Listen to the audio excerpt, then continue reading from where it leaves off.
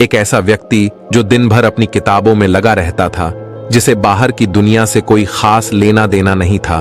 वह न तो किसी से ज्यादा मिलता जुलता और न ही फालतू की बातें करता। जब भी कोई उससे मिलने आता तो वह उनके साथ भी अजीबोगरीब बर्ताव करता, जैसे सामने वाला या तो उसे समझकर ज्ञानी बन जाता या परेशान होकर उससे बात करना छोड़कर वहां से भाग जाता। मैं आपको कुछ अलग नहीं बता रहा, बस आपको कुछ समझाना चाहता हूं जो शायद आपके काम का है और आपकी जिंदगी बदल सकता है। मैं बात कर रहा हूं ताओइज्म के फाउंडर और चीन के महान फिलोसोफर लाओ त्से के बारे में। आप गूगल करके देख लेना। लाओ त्से बड़े ही शांत, विचारशील और एक अलग किस्म के व्यक्ति थे। उन्हें अकेले रहना पसंद था। बताया जाता है कि उन्होंने अकेले जंगल में एक कमरा बनाया था और उसमें बहुत सारी किताबें लिखी थीं। इन किताबों में प्रकृति के बारे में, शांति के बारे में, जीवन के बारे में और उस समय अजीब मानी जाने वाली कई चीजों के बारे में लिखा था। कोई भी उनसे मिलने आता तो वे उससे मिलते नहीं थे या कुछ ऐसी हरकतें करते कि सामने वाला परेशान होकर भाग जाता। यह बातें सही हैं या गलत मुझे नहीं पता, लेकिन जहां तक कुछ बातें हैं जो हमें सबक सिखाएं और हमारे मार्गदर्शन के लिए काफी हैं, वो ही पर्याप्त हैं। बताया जाता है कि उस समय वहां एक राजा था। राजा को लाओ त्से के बारे में पता चला कि लाओ त्से बड़े शांत और विचारशील व्यक्ति हैं।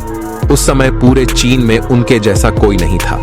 उनकी एक अलग प्रतिभा और पहचान थी। इस वजह से राजा ने निश्चय किया कि वह उनसे मिलेगा। राजा ने सोचा, आखिर कोई इतना विद्वान, इतना ज्ञानी और इतना विचारशील मेरे राज्य में कैसे हो सकता है और जिससे मैं पहले कभी नहीं मिला। राजा हाथी घोड़ों पर चढ़कर लाओ त्से से मिलने निकला। जब वह उनके आश्रम में पहुंचा तो दूर दूर तक कुछ नहीं था, बस एक टूटी फूटी झोपड़ी, बहुत सारे पौधे और उन पौधों के बीच एक पागल माली जो शक्ल से गंदा और अजीबोगरीब कपड़े पहने था। राजा ने उससे पूछा, लाओ त्से कहां है? मुझे उनसे मिलना है।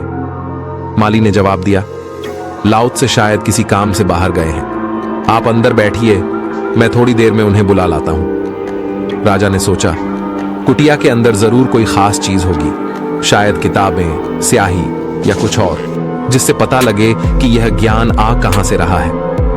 थोड़ी देर बाद एक आदमी कुटिया के अंदर गया और महाराज से बोला, महाराज बताइए क्या आदेश है? राजा हैरान रह गए और आश्चर्यचकित होकर उस आदमी को देखने लगे। वह कोई और नहीं बल्कि वही माली था। माली ने कहा, महाराज मैं ही लाओ त्से हूं, बताइए मुझसे क्या काम है?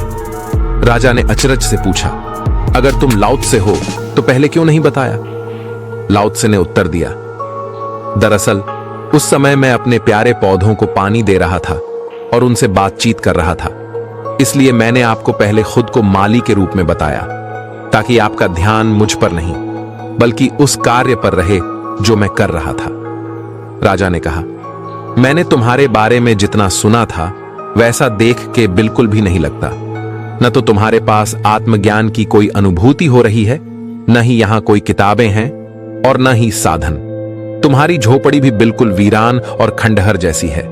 फिर तुम किस तरह से आत्मज्ञानी हो? परंतु तुम बड़े शांत प्रतीत होते हो।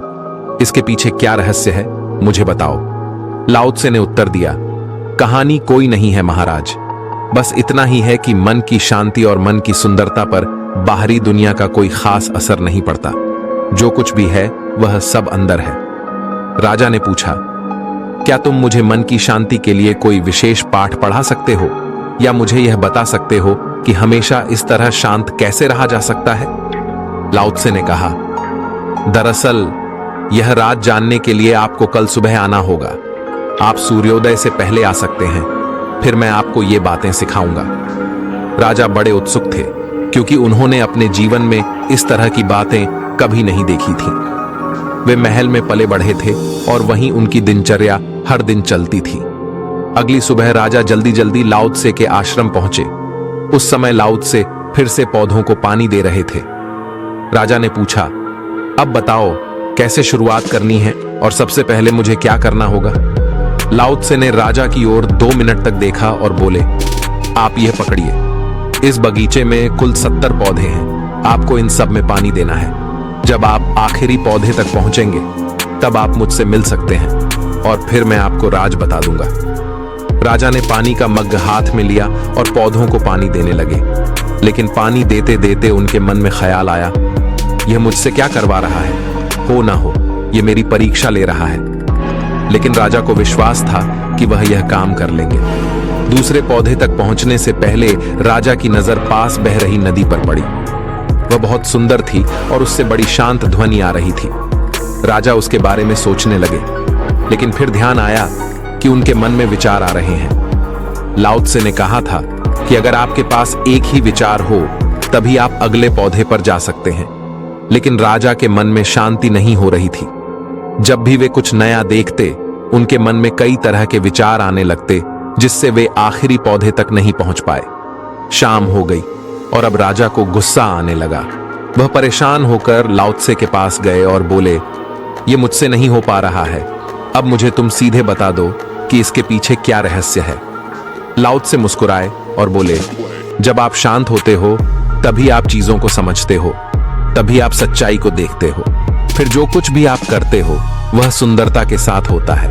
यही जीवन और शांत मन की सच्चाई है। नंबर 2, जब आपके पास करने को कोई काम नहीं होता तब आपके पास सिर्फ एक ही काम होता है, और वह जो भी हो आप उसमें अपना पूरा बल, बुद्धि और विवेक लगाकर करते हैं। राजा ने पूछा, इस बात का क्या मतलब है?